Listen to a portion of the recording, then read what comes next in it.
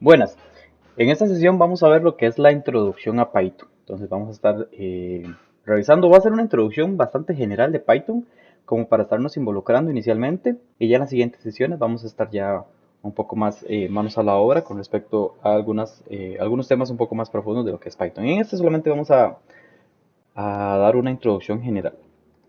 Empecemos entonces. Python fue creado por este señor, por Guido van Rossum. Fue lanzado por primera vez el 20 de febrero del 91, ya hace algunos añitos.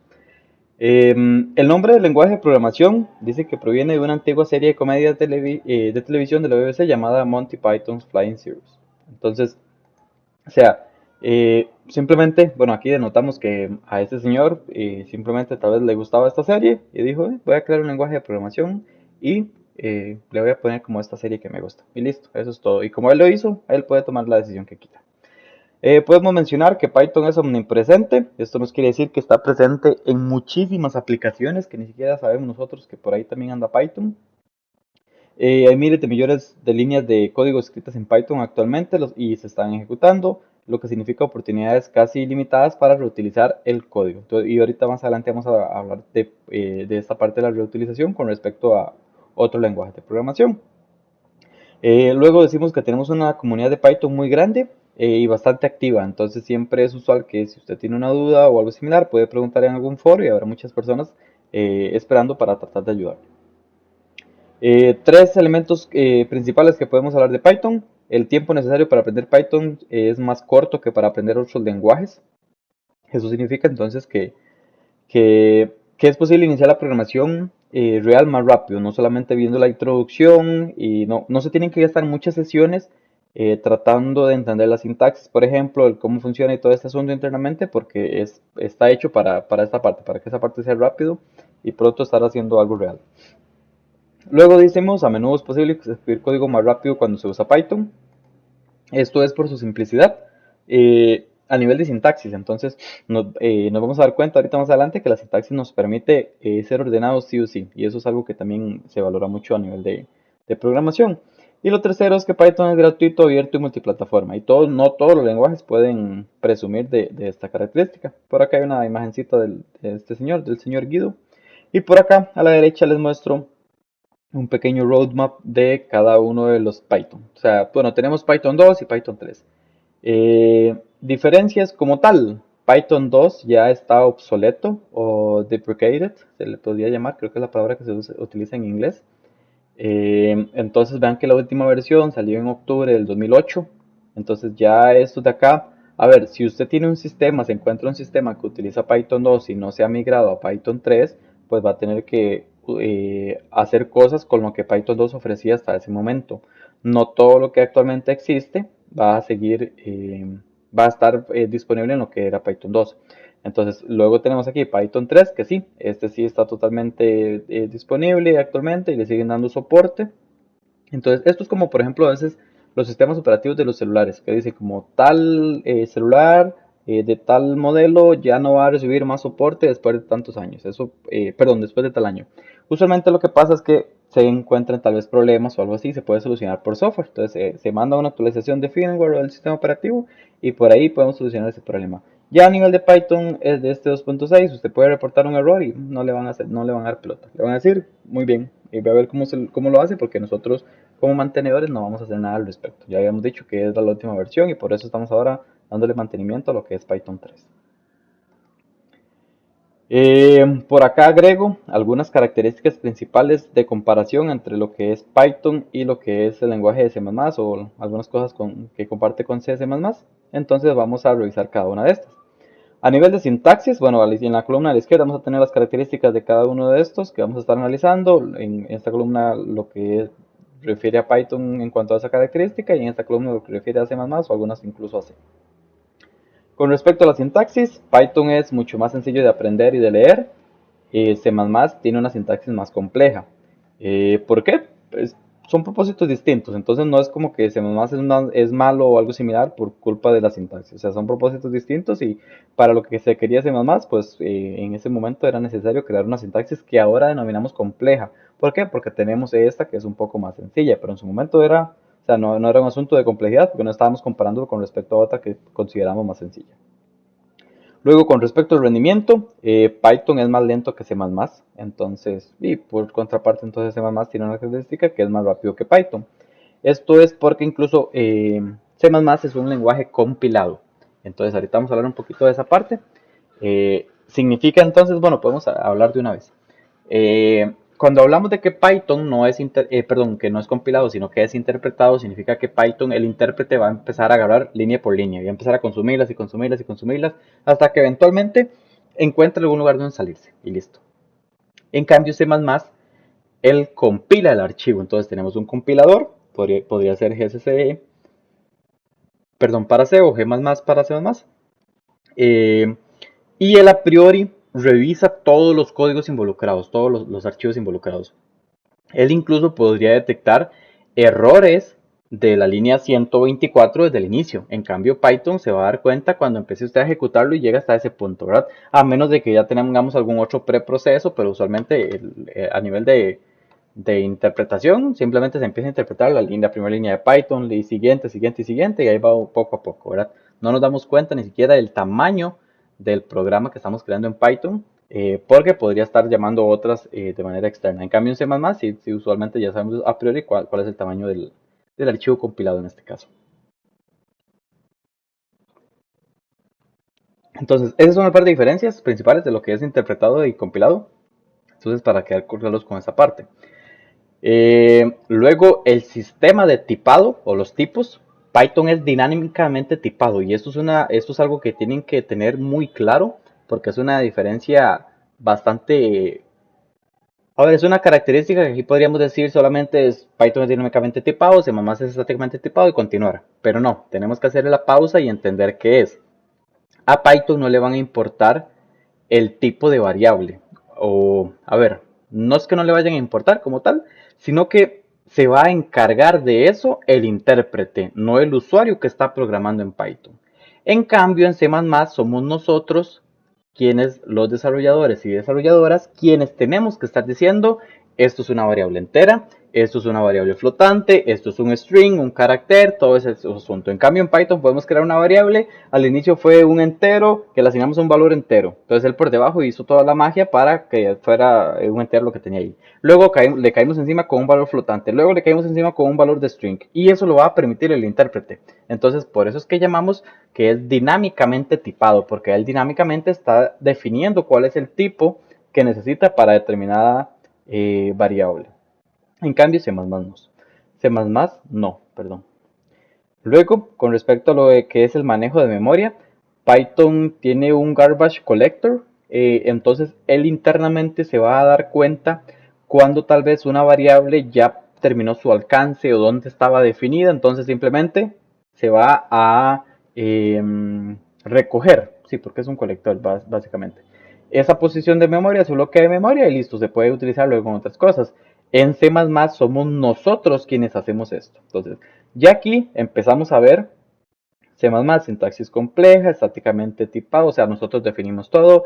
En el manejo de la memoria somos nosotros quienes definimos todo. Y esto porque ya entonces empezamos a notar que las diferencias principales entre Python y C++ es que tenemos nosotros como usuarios más poder. Y más poder no porque nosotros queramos definirlo, sino porque así es C++. Tenemos que nosotros que definir los tipos, ser conscientes y prudentes en el manejo de la memoria y todo este asunto. Python no tanto, o sea, Python hace muchas cosas de estas por nosotros. Entonces, acá bueno, creo que ya tal vez conozcan el concepto, pero hay lenguajes de alto nivel y lenguajes de bajo nivel. Y valga o sea, podemos hacer la aclaración o tenemos que hacer la aclaración de que cuando nos referimos a lenguajes de alto nivel o de bajo nivel, no nos estamos hablando no estamos hablando de su complejidad, sino de qué tanto tendremos que hacer nosotros como usuarios. Entonces, Python es un lenguaje de alto nivel. ¿Por qué? Porque no nos preocupamos en las capas internas, en las capas de más abajo. Entonces, sí, C++ es un lenguaje de bajo nivel porque sí nos tenemos que preocupar por esas capas de abajo. Entonces, es por eso que se utiliza esta terminología. Luego, a nivel de independencia de plataformas, Python es altamente portable, C++ no. C++ a nosotros nos importa bastante en qué arquitectura va a ir a correr, porque basado en eso puede o no servirnos cierto compilador. A veces tenemos que hacer una cross compilación. Entonces, por ejemplo, si su sistema operativo es un x86 de arquitectura, perdón, arquitecturas de computadoras son x86, donde se está corriendo, y usted quiere ejecutar esto en un microcontrolador que tiene tal arquitectura específica, pues ok, hay que buscar el compilador y hacer una cross compilación. Estoy ejecutando yo en una arquitectura, pero lo que voy a generar quiero que se ejecute en esta otra. A eso le llamamos una cross compilación o una compilación cruzada. Luego, a nivel de aplicaciones, usualmente podemos utilizar Python para la parte de desarrollo web, ciencia de datos y inteligencia artificial. Y C++ como tal lo utilizamos más, como ya anteriormente estaba mencionando, a bajo nivel. Entonces, programación a nivel de sistemas, desarrollo de juegos, computación de alto rendimiento. ¿Por qué? Porque aquí en este, por ejemplo, en esta parte, que este High Performance Computing, a veces también lo van a ver abreviado como HPC, eh, nos importa mucho la memoria. ¿Por qué? Porque son millones de millones de millones de cosas que se están trabajando y procesando. Entonces queremos nosotros tener el control de esa parte. Luego, cuando aquí dice que la parte de desarrollo de juegos, es que si nosotros aquí ya empezamos a involucrar un poquito de álgebra lineal, vamos a tener un montón de, por ejemplo, algoritmos para aplicarle a una cierta matriz en una pantalla para procesar algo en 3D. Entonces, ya a nivel de eso, sí se recomienda un poquito más que la parte de Python. Incluso hay una librería que se llama CUDA, CUDA, CUDA.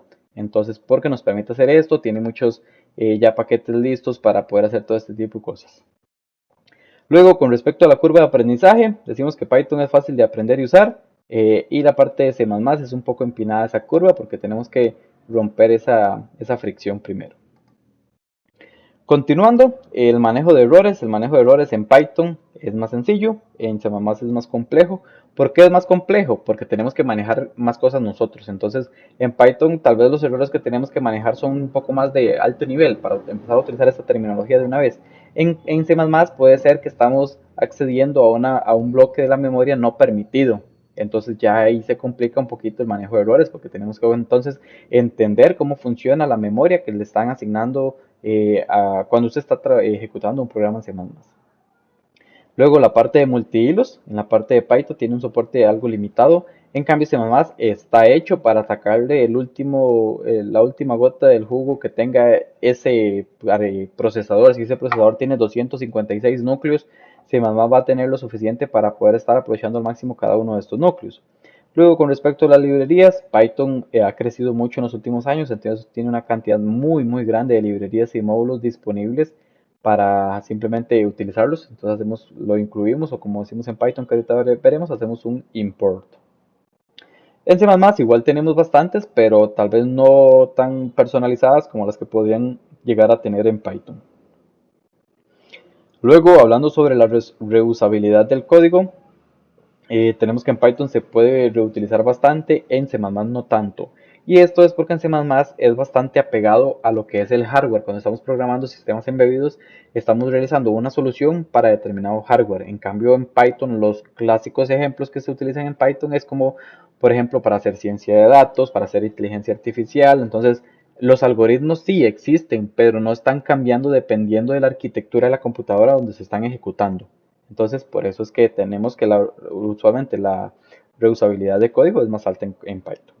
Luego, a la hora de debuguear o depurar errores, en Python se supone que es más sencillo y en C++ más complejo. ¿Por qué? Esta parte creo que van de la mano, la parte del manejo de errores. C++ tenemos muchas cosas que podrían salir mal, por eso hay que ser bastante cuidadoso en lo que estamos definiendo. Entonces, a la hora de depurar, no es simplemente poner un mensaje de error y ver qué es lo que está pasando y listo, sino que tenemos que ser bastante cuidadosos con toda esa parte. Finalmente, para terminar esta parte de comparación entre Python y C++, podemos mencionar la parte de interoperabilidad, que es básicamente la característica que tenga este lenguaje de poder interfazarse con otros lenguajes. Interfazarse no creo que sea una palabra que exista, entonces las disculpo por eso, pero ese es el concepto. En Python puede fácilmente crear una interfaz con otros lenguajes, y C++ también, pero un poquito más dificultoso, con un poquito más de dificultad. Entonces, por ejemplo, incluso, por ejemplo, C, C++ con Python se pueden unir, se pueden trabajar en conjunto con algo que se llama Cython, pero ahí ya involucra un poco más de complejidad porque, por ejemplo, C, C++ es un lenguaje compilado, Python es un lenguaje interpretado, entonces incluso tenemos dos paradigmas distintos a nivel de interpretación o compilación que tenemos que aprender a cómo funcionan para poder entrelazarlos. Y luego, con respecto al paradigma de orientación de programación orientada a objetos, ambos de estos presentan este paradigma, este feature, pero C++ tiene un poquito de cosas más profundas que nos permiten utilizar ese paradigma que es bastante utilizado de hecho. Luego por acá les agregué un pequeño gráfico de los lenguajes para desarrollo de software más populares en cuanto a tecnologías. Python, bueno, los primeros están JavaScript, HTML, CSS. Hay una discusión amplia de si HTML es un lenguaje de programación o no, o si solamente es un lenguaje de etiquetas, pero esa discusión no nos compete en este curso ni en este punto, o sea, ni en este punto del curso ni en todo el curso, de hecho. SQL para la parte de bases de datos y ya el cuarto ya aparece lo que es Python, que es alguno de lo que estamos viendo. Luego vienen Java, parte para hacer scripting, C Sharp, PHP, TypeScript, que es JavaScript, pero ya definiéndole tipos. Y luego viene C++, con un 23.9% de presencia. Entonces, vean que tanto Python como C++ están arriba, porque de aquí para abajo hay una infinidad de lenguajes de programación, pero vean que Python está bastante arriba. ¿Y eso es por qué? Porque en estos últimos tiempos de la facilidad del acceso a la información, por ejemplo, nos es muy sencillo buscar un video, buscar algún tipo de documentación para aprender algo. Y si combinamos esa facilidad de acceso a la información con lo que es una curva poco empinada para aprender algo como lo tiene Python, pues claramente hace Python muy popular. Continuemos entonces. Ahora tengo una sección aquí pequeña de cómo entender memes, de esos que antes no entendíamos porque solamente sabíamos C++, pero ahora sabemos C++ y Python. Entonces vamos a hacer una recapitulación de cada uno de estos. Dice aquí el primero, C++ dice, yo no puedo comparar un flotante y un entero. Y Python dice, bueno, variable es una variable. ¿Por qué? Porque Python pues simplemente no le importan los tipos. Él, si usted lo pone a comparar un string con un entero, le va a decir, ok, todo bien y ya. O sea, lo va a comparar y le va a dar una respuesta. No se va a poner en tanta cosa como C++. ¿Y por qué C++ se pone en tanta cosa? Porque tampoco quiero que suene como que C++ es malo por hacer eso. Bueno, por el tipo de propósito para el cual fue creado, es necesario que funcione de esa manera. Luego aquí tenemos, elija bien su enemigo. Eh, Python aquí más o menos medio inocente, podríamos decir. Luego está un poquito preparado ya nuestro esponja CS++. Y luego cuando ya hablamos de ensamblador es un poco más de bajo nivel porque literalmente estamos escribiendo las instrucciones. Y ensamblador, si no saben qué es, lo van a ver en su curso de arquitectura de computadoras. Luego, este pequeño es cuando usted cambia de C++ hacia Python, entonces se despide de sus viejos amigos, como los punteros. En Python no nos vamos a preocupar de punteros, no tenemos punteros, no tenemos el operador más para agregar uno, no tenemos el punto y coma, no tenemos las llavecitas, no tenemos la función main, y el que más risa da es que tampoco tenemos la velocidad que en Python, en C++ sí teníamos. Luego este otro, del gran Winnie Pooh, que en Python, pues básicamente para imprimir algo en pantalla, solamente hacemos un print hello world. En cambio en C++ necesitamos todo esto. O sea, es necesario todo, nada de poner solamente hello world aquí el cout porque no nos va a funcionar. Y aparte que tendríamos que compilarlo y luego ejecutarlo. Aquí simplemente se interpreta y listo, se imprime en pantalla el hello world. Luego venimos por acá, a nivel de sintaxis, C++ es un poquito grande, a nivel de Python, como es indentado, que ahorita veremos qué significa eso, pues no, simplemente es un poco de aprenderse las estructuras de control y nos fuimos, manos a la obra. Luego el siguiente es un desarrollador de Python muy feliz creyendo que esta burbujita de C++ es todo lo que tiene que hacer para aprender C++, pero él no sabe que por detrás hay un segmentation fault esperándolo. ¿Y qué es esto? Bueno, un Python developer usualmente no se está preocupando de que accedió a un bloque de memoria que era prohibido. Entonces, alguien que está desarrollando un C++ sí, y eso es lo que le llamamos a veces un segmentation fault, que estamos cometiendo una falta en cuanto al bloque de memoria que se está accediendo en ese momento. Luego tenemos acá las 4 cosas más lentas del planeta Tierra, un perezosito, tenemos un caracol, una tortuga y no puede faltar Python. Y esto es porque lo comparamos con C++, ¿verdad? Claramente, porque si lo empezamos a comparar con otros niveles también que son de alto nivel, pues Python hasta queda bien, pero aquí estamos comparando con C++ y ahí sí no le va bien en cuanto al rendimiento. Y luego finalmente, creo que voy a correr esto para que se pueda ver. Eh, este de acá es que a las 8:32 de la noche alguien dijo, uy, voy a aprender C++. Y 11 minutos después dijo, no, la verdad es que no tanto, no quiero tanto. La verdad es que mejor aprendo Python. ¿Por qué? Porque claramente se dio cuenta que C++ era un poco más complejo la sintaxis y todo lo que tenía que manejar y decidió mejor irse por lo sencillo y se fue por Python. Pero vuelvo y repito, yo uso algunos términos así como muy casual, pero siempre es que uno va a ser más bueno que el otro dependiendo de la aplicación que queremos estar construyendo. Ok, entonces manos a la obra. Vamos a empezar aquí con algunas cositas, con la parte de Python. Primero la instalación, por acá les dejo lo que es la página oficial, que es básicamente python.org. Luego la página oficial de descargas para descargar dependiendo de dónde estén ustedes trabajando, si van a trabajar bajo un sistema operativo Windows o uno o con un Linux. Si es un Windows pueden descargar el ejecutable, si es un Linux pueden hacer un sudo apt-get install Python, probablemente Python 3, y eso será todo. Luego les comento que así como en C++, por ejemplo, nosotros tenemos que instalar algunas librerías o similares, Python tiene su manejador de paquetes, que se llama Pipe o pip.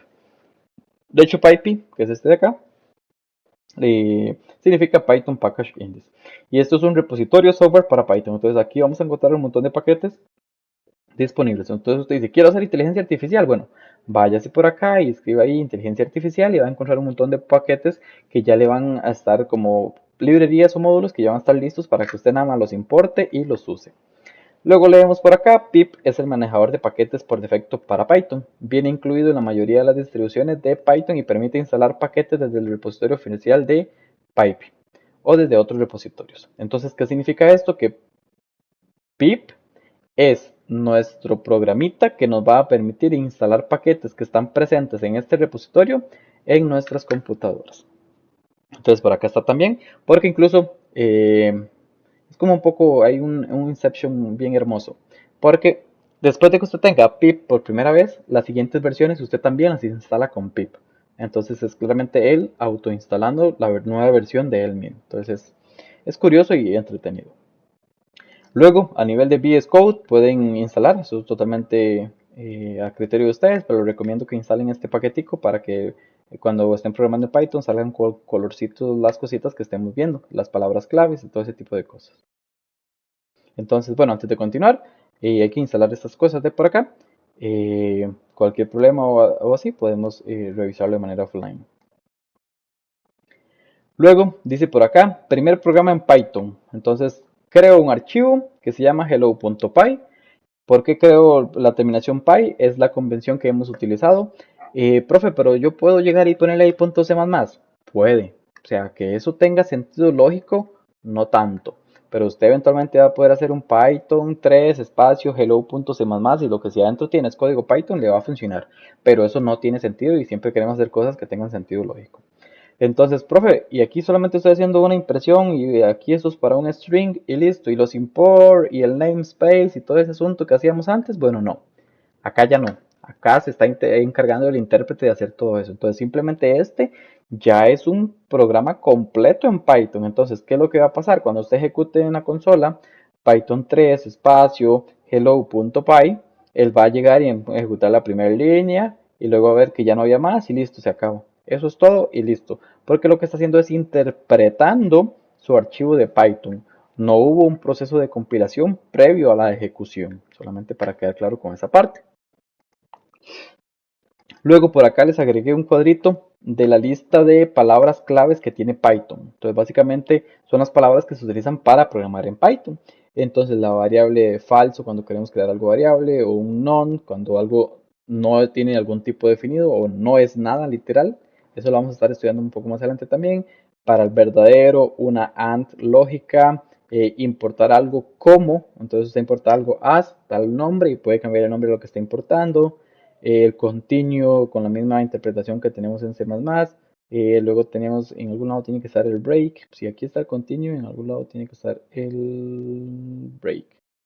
Bueno, por ahí, aquí está por acá. Luego el class para hacer clases, la parte de excepciones, el else para los flujos, el if, el elif. En vez de escribir else if, en Python escribimos elif, nada más. Y listo, entonces cada una de estas no las podemos utilizar como nombres de variables. ¿Por qué? Porque son palabras reservadas. Ahora hablemos un poquito de lo que son los identificadores en Python. Los identificadores no pueden ser una palabra clave, que es justo lo que acabo de mencionar de la diapositiva anterior. Luego decimos los identificadores distinguen entre mayúsculas y minúsculas. Es decir, si usted escribe hola con mayúscula la H y hola con minúscula la H, esas son dos variables totalmente distintas. Dice puede tener una secuencia de letras y de dígitos, sin embargo debe comenzar con una letra o con underscores, con raya baja.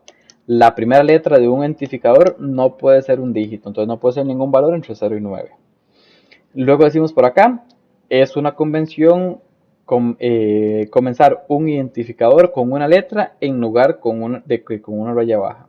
Y esto quiere decir, como toda convención, que se adopta. No es obligatorio, pero se va a ver bien feo y va a ser juzgado con solo ver ese código cuando usted inicialice una variable con una raya baja sin necesidad de haber hecho eso. Eso se utiliza para otras cosas ya cuando veamos clases y objetos para definir la que era la parte de protegido, privado, público y todo ese asunto. Pero eso lo veremos más adelante. Luego, para los identificadores no se permite utilizar espacios en blancos y tampoco se permite utilizar símbolos especiales como el signo de numeración, arroba, el hashtag, el dólar u otros más. Decimos acá, se debe asignar a los identificadores un nombre que tenga sentido. ¿Por qué? Por legibilidad del código. Entonces, C igual 10, todo bien, es válido. Pero si colocamos count de cuenta o contador igual a 10, eso tendría más sentido si lo que estamos definiendo es eso, en vez de solamente C. Y sería más fácil averiguar qué representa cuando observa sus códigos después de un largo intervalo de tiempo. Luego decimos, se recomienda separar las palabras con un guión bajo cuando usted tiene un nombre de una variable muy largo. Entonces esto es una variable larga, entonces entre cada palabra se divide. Porque si usted no colocara esto, podría ser una sola palabra chorreada. Entonces cuesta un poquito distinguir qué se quiso decir. Luego, con respecto a los comentarios en Python, los vamos a colocar con este símbolo, con el hashtag que tenemos por acá. Y definimos por acá, declarar e inicializar dos variables, num1 igual a 9. Vean que en este caso, de hecho, aprovecho para introducir que este de acá es un programa en Python. Así, él solito, este cuadrito es un programa completamente válido en Python. Se declaran dos variables que no se usan. Eso sí, ya podríamos entrar en discusión si es válido o no. Si queremos utilizar algo que revise eso o no. Y luego imprime algo que dice nada más, esto es una salida. Entonces, lo que quería aprovechar para comentarles es que, por ejemplo, aquí entre el nombre de la variable y el igual hay un espacio. Esto no es necesario, pero se ve más elegante y más bonito que si no hubiera este espacio. Hay hay herramientas que se llaman linters que se encargan de revisar esto. ¿Por qué? Porque como Python no maneja llaves para separar las cosas, sino que todo es a nivel visual e indentado, entonces hay herramientas que nos permiten asegurarnos de que se ve bonito, entre comillas, el código y revisa este tipo de cosas. Por ejemplo, que haya un espacio antes de cada igualdad o similares.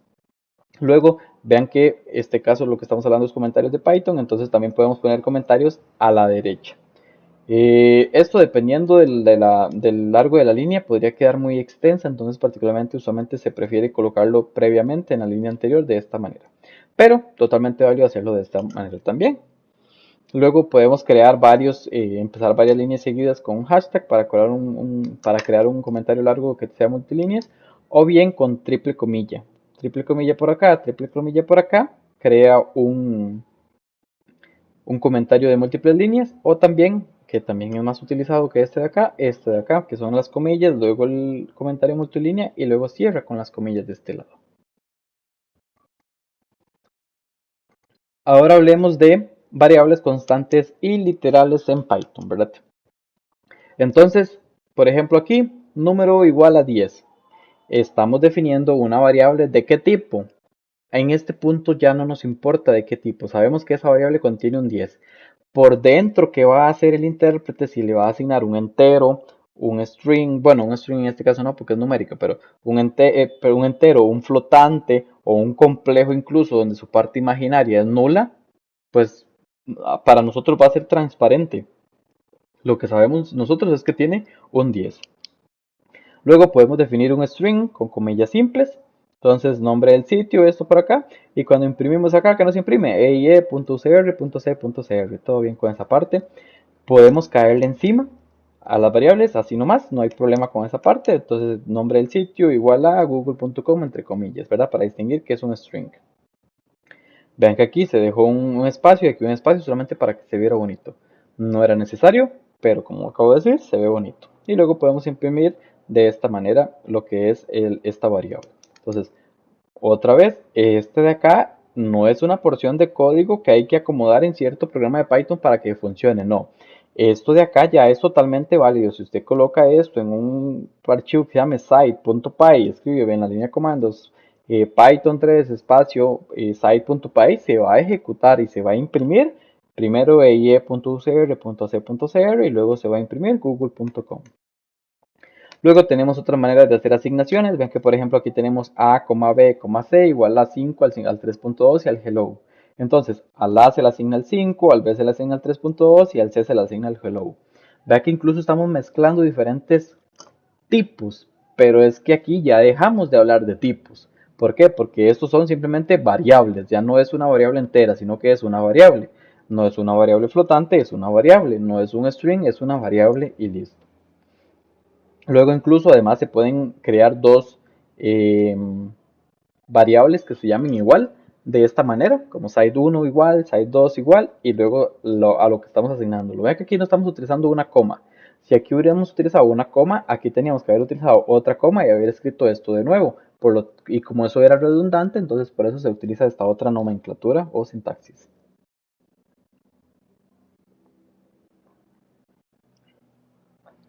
Tenemos por acá una anotación y decimos los nombres de constantes y variables deben tener una combinación de letras en minúsculas o mayúsculas o dígitos o un guión bajo. Entonces son los únicos elementos que utilizamos para crear estos de acá, los nombres de las constantes, ¿verdad?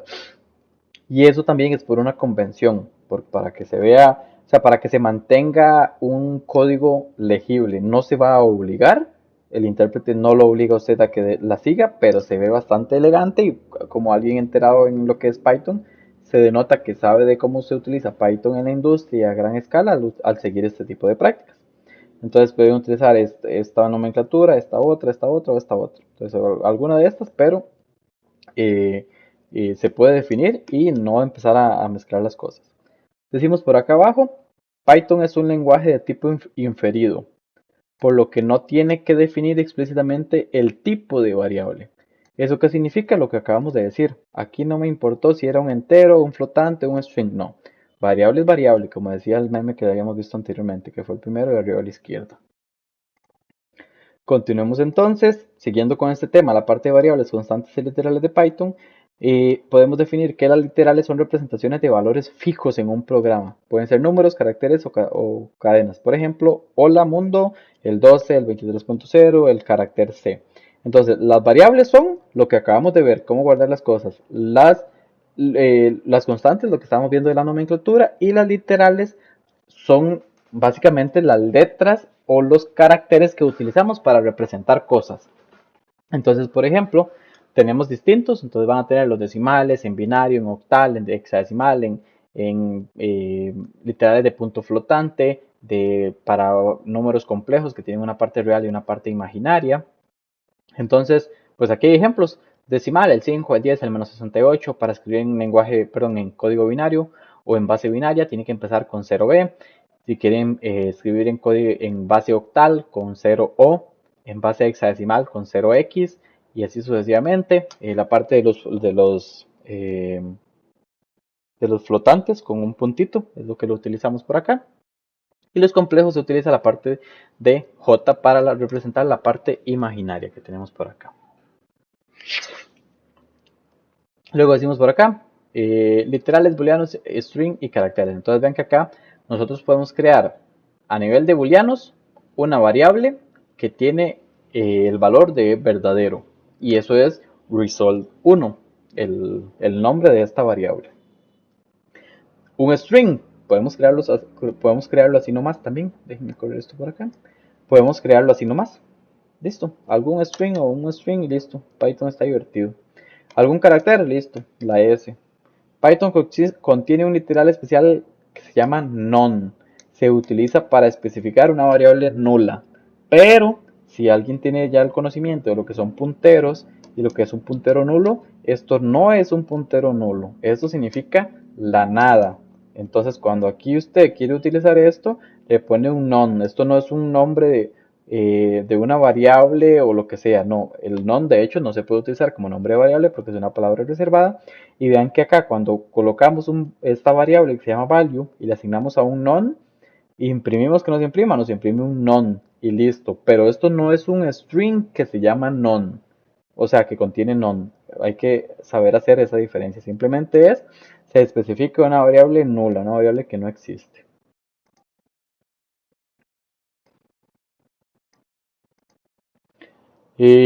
Luego, a nivel de constante, para terminar de revisar este tema, porque habíamos visto, me voy a volver un toquecito por acá.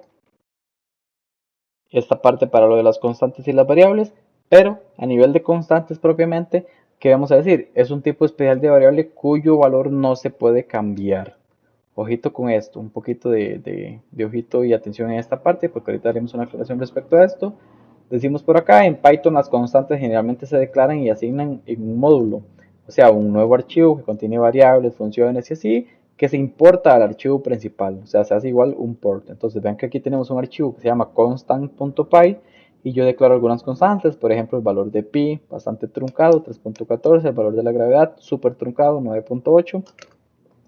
Y luego en el otro archivo, entonces ¿qué hago yo? Hago un import de constant, que era este de acá. Entonces vean que ya por esta terminología yo sabía que se referían a un archivo. Cuando aquí colocan import constant, yo sabía que entonces tenía que ir a buscar un archivo que se llamaba constant.py para ir a traerme el contenido de ese archivo y colocarlo por acá. De manera lógica, digamos, o virtual. Luego para utilizarlo, yo utilizo ese bloque o ese módulo constant.py, que es esta variable, constant.gravity, que es esta de acá, ¿verdad?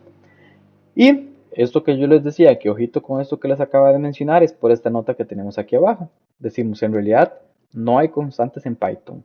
Nombrarlos en mayúsculas es una convención para separarlos de las variables. Sin embargo, en realidad no evita la reasignación. O sea, cuando usted ve una variable mayúscula, no trate de modificarla. Sí lo va a poder hacer, pero la idea es que no lo haga porque es la manera en Python como tratamos de definir cuando una variable es una variable constante, en este caso.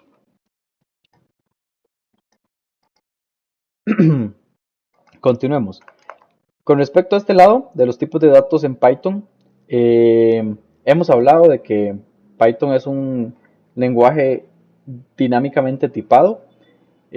Por lo tanto, podemos decir, no existen los datos, perdón, los tipos de datos. Y eso yo creo que tal vez no podría ser tan cierto, porque si existe en la parte dinámicamente tipado, lo que nos hace notar es que no me tengo que preocupar yo como usuario de andarle diciendo cuál tipo de dato es.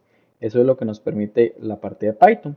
Decimos aquí sobre los tipos de datos en Python, dado que todo en Python es un objeto, los tipos de datos son en realidad clases y las variables son instancias, o sea, objetos de estas clases. Si alguien a este punto no está enterado de que es una clase y un objeto, más adelante lo vamos a ver. Quienes sí se pueden ir ubicando de que entonces cada uno de estos de acá son realmente una clase y puede tener algunos tipos como de métodos que vamos a estar o acciones que vamos a estar ejecutando sobre esa clase. Entonces, los tipos de datos sobre los numéricos, tenemos los enteros, los flotantes y los complejos, y lo que hace es almacenar valores numéricos. Tenemos el tipo de dato string, que el nombre de la clase es str o el tipo de dato que estaremos utilizando.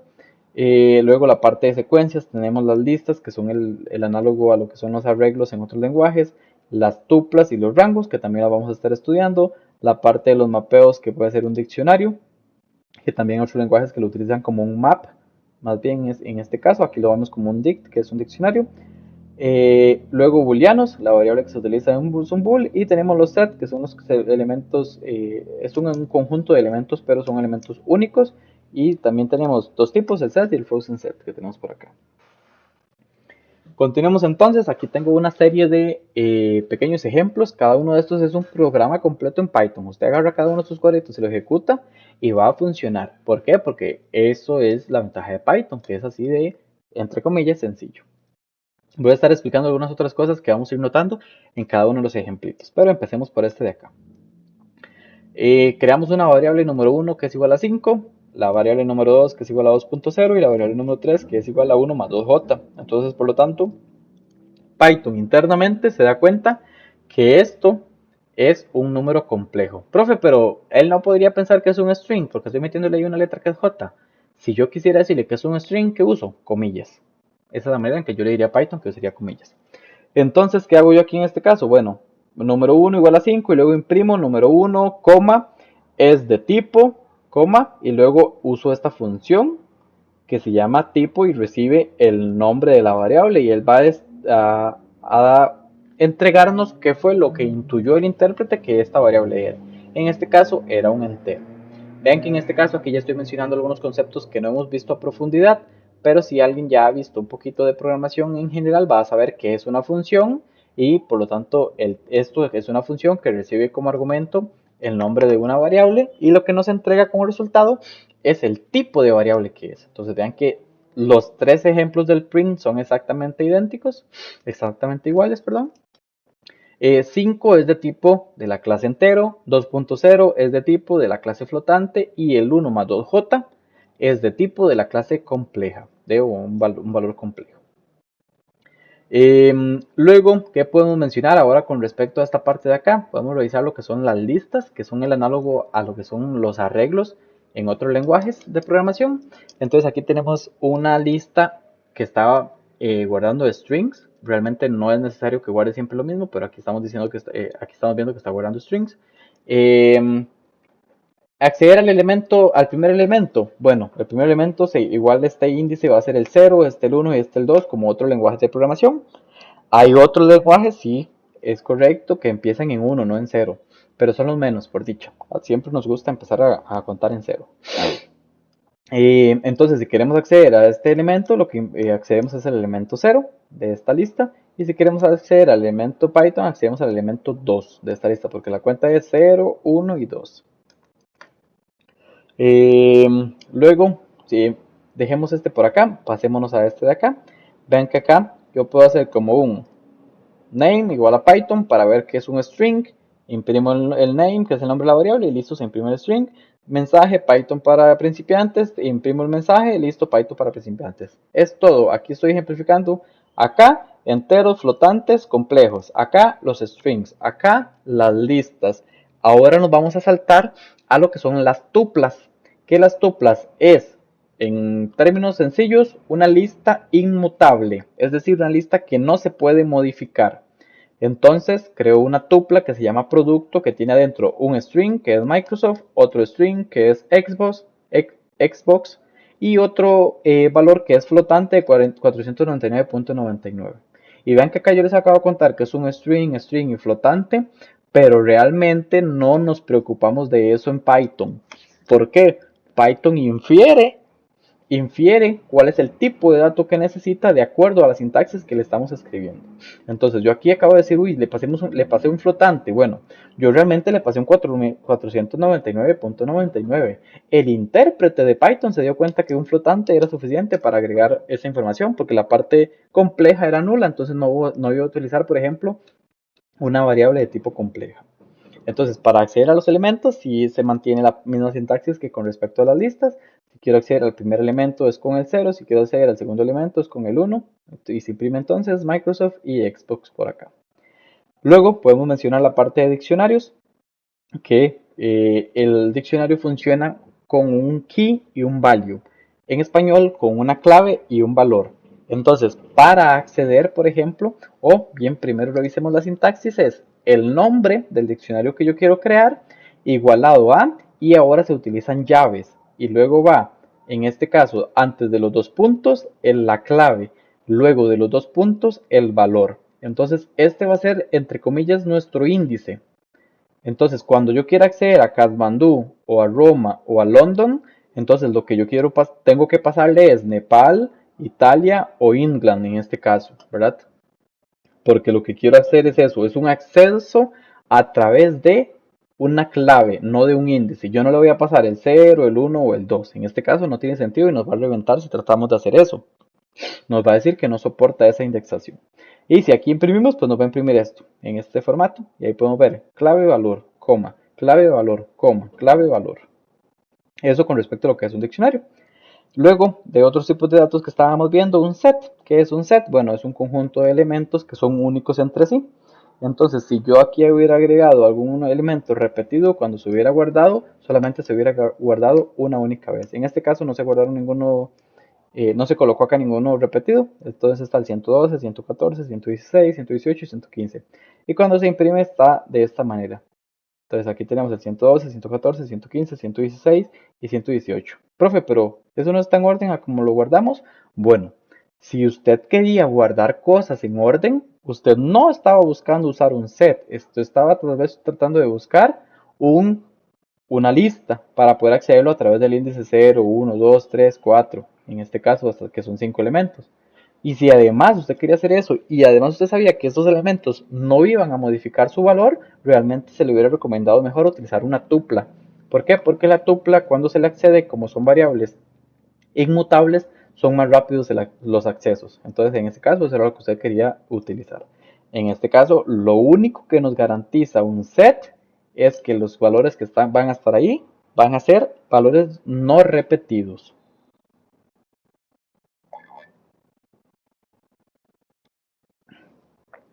Y luego, aquí, esto realmente pertenecía a esta parte, nada más no lo cubrí antes.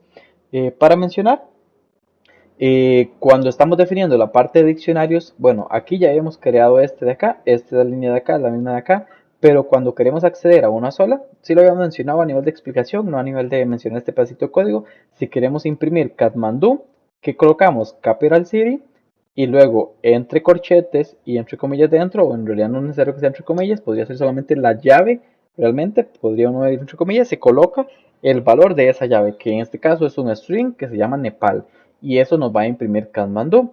Si hacemos algo como esto, tal vez diciendo, veis, si se puede de la izquierda a la derecha, tal vez se puede de derecha a izquierda. No, no es así. Nos va a dar un mensaje de error. ¿Por qué? Porque esto no es un key o una clave. Porque cuando usted coloque esto, se va a ir a buscar donde en cada una de estas diga Katmandú para darle cuál es el valor. Y como no lo hay, pues se va a tirar un error. Ahora bien, hablemos un poquito de la conversión de tipos en Python. Hay dos tipos de conversión de tipo. Una es la conversión implícita y la conversión explícita.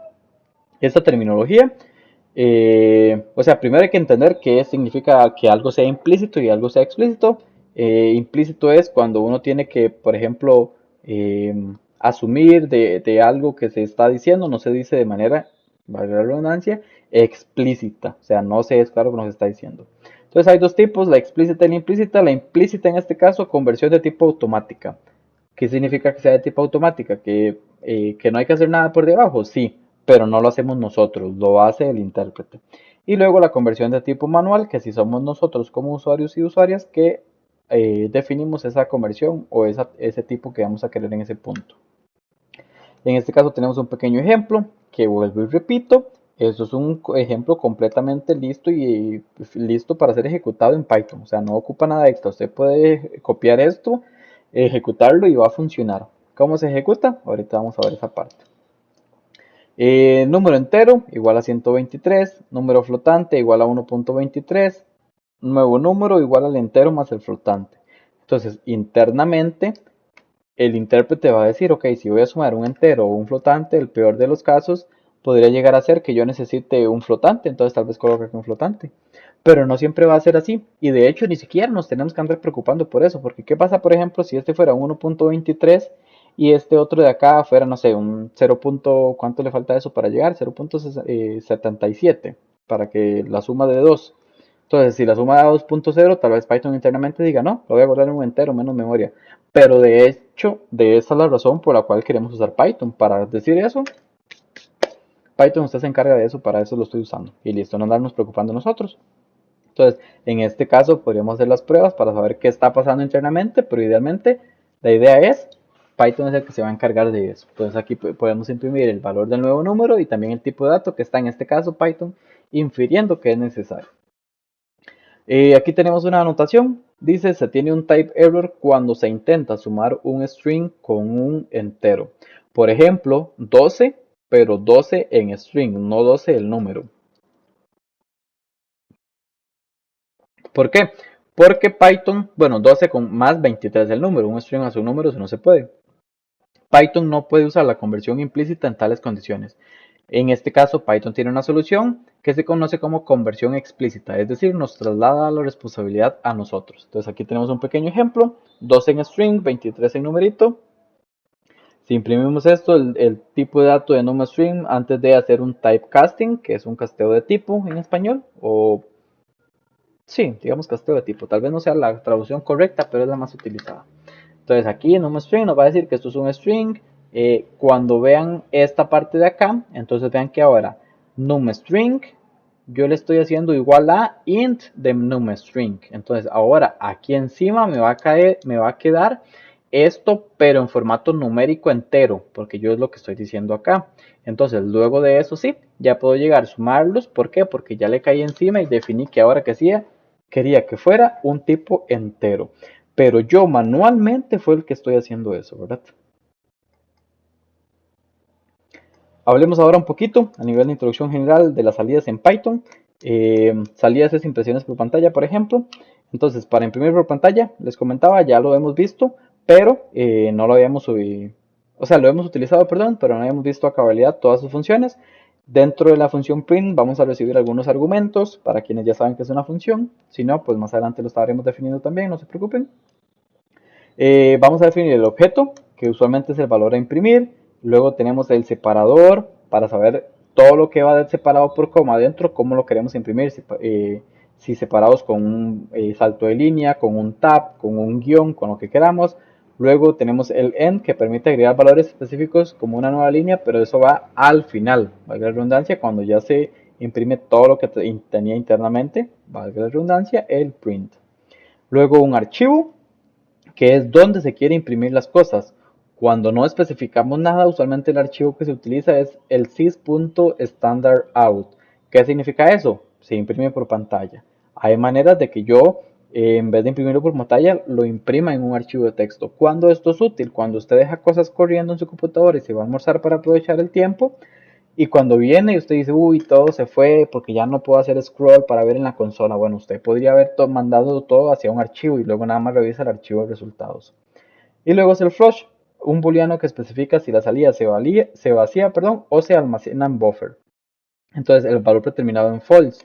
¿Por qué? Esto es que se especifica si se vacía o se almacena en un buffer.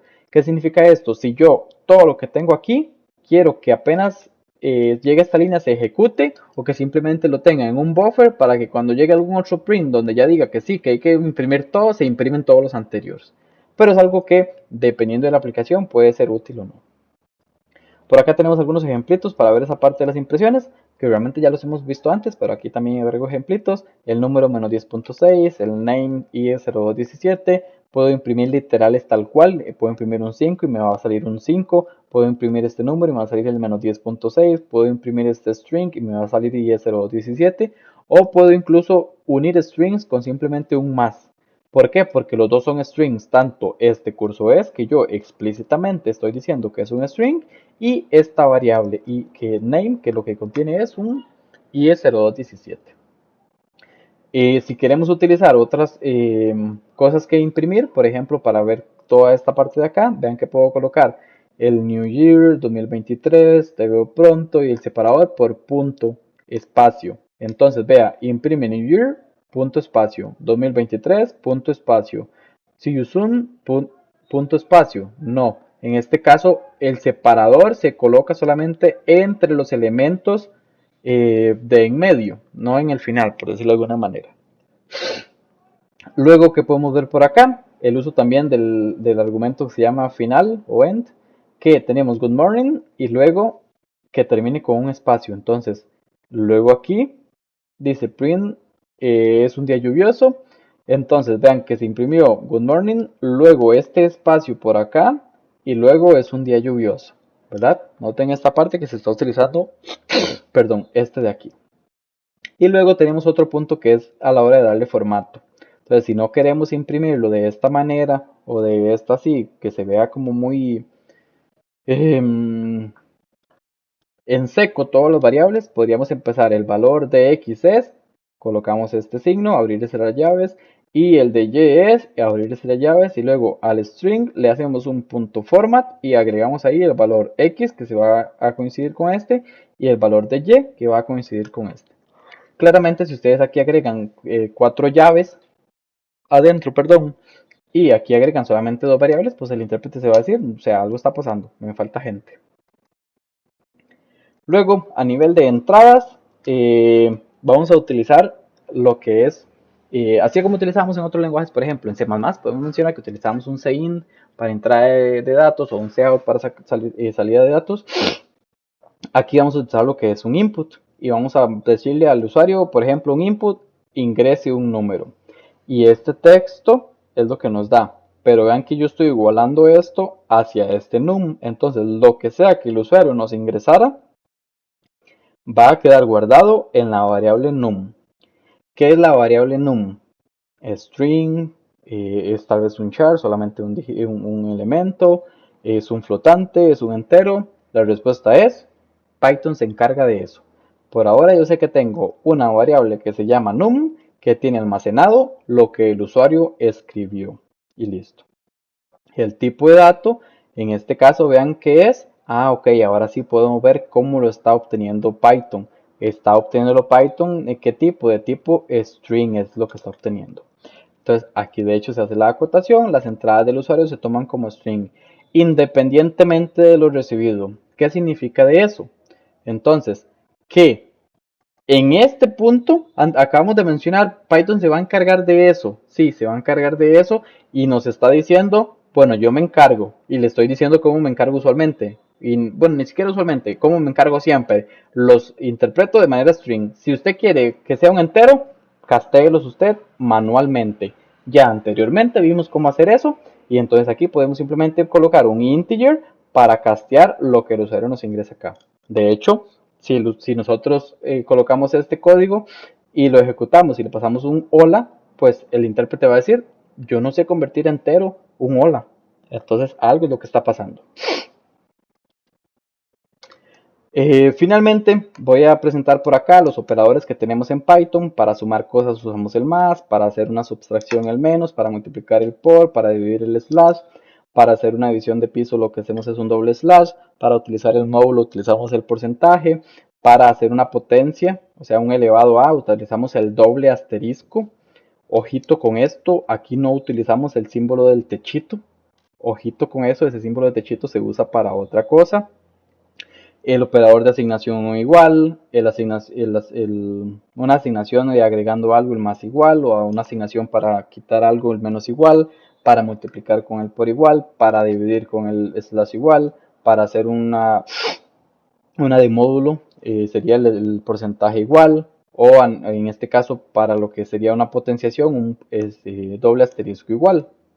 Y ya casi llegamos al caso del techito. Luego, para comparar, como otros lenguajes, igual es una comparación. Asterisco igual es un no es igual a. El mayor que se utiliza como un mayor que, el menor que como un menor que, el mayor igual y el menor igual de manera análoga. Luego tenemos operadores lógicos, una AND, cuando usted tiene un if y quiere utilizar si esto se cumple y esto se cumple y esto otro se cumple, entonces utilizamos este AND, también con una OR o una NOT para negar la condición que queramos tener nosotros.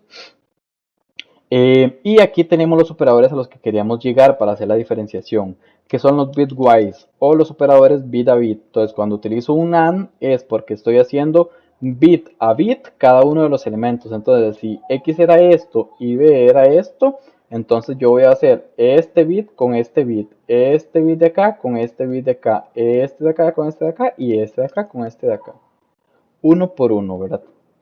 Tenemos la OR a nivel de bits, lo que es el NOT o el negado a nivel de bit y lo que es un XOR, una O exclusiva a nivel de bits, que es el techito. Entonces vean que este techito es para hacer una O exclusiva, no es para elevar un número a algo. Cuidadito con esa parte. Luego tenemos operadores para hacer desplazamientos hacia la derecha o hacia la izquierda a nivel de bits. Tenemos operadores de identidad para saber si algo es o no es cierto tipo. Entonces, por ejemplo, el is y el is not, yo los puedo utilizar como condición para saber, por ejemplo, x es verdadero, x es no verdadero. Entonces, es totalmente válido poder hacer este tipo de utilización de sintaxis. Y luego, a nivel de membresía, para saber si algo está presente o no, podríamos utilizar el operador in y el operador not in. Entonces, podemos colocar, si x fuera una lista, podemos decir 5 in x, y si sí está nos va a dar verdadero, y si no está nos va a dar falso. Luego podemos hacer un 5 no está en x, si no está nos va a dar verdadero, y si sí está nos va a dar falso. Y ya, para cerrar lo que es esta pequeña introducción, los namespaces que teníamos, los espacios de trabajo. En Python un namespace es una asignación de cada nombre que hemos definido a los objetos correspondientes. Entonces vean que podemos trabajar en el ámbito local, lo que serían las funciones, en el ámbito global, lo que son los módulos, y tenemos luego el building namespace, que es como un namespace ya precreado para nosotros. Entonces, que es básicamente donde estamos ejecutándonos. Dice, se utiliza para almacenar los valores de las variables y otros objetos en el programa y asociarlos con un nombre específico. Esto nos permite usar el mismo nombre para diferentes variables u objetos en diferentes partes de su código, sin causar conflictos ni confusión. Entonces, imagínense que usted tiene un programa de Python muy extenso, que entonces usted quería en dos lados diferentes tener una variable global, por ejemplo, que se llamaba contador. Y ya usted dice, no, es que no puedo, se me va a confundir. Bueno, tiene dos opciones: utilizar el namespaces o bien llamarle contador con un otro, como con un sufijo, bueno, esas son las dos opciones. O a uno ponerle un contador contexto 1 o contador contexto 2. Incluso eso es una mala práctica. Contexto 1 y contexto 2 tienen que tener un objetivo. Entonces no le pongamos contexto 1, contexto 2. Le podemos poner contador, raya baja, juego. Contador, raya baja, menú, por ejemplo. Y ahí sí ya estamos siendo conscientes con el nombre de variables que estamos eligiendo. Y esto sería todo por esta sesión.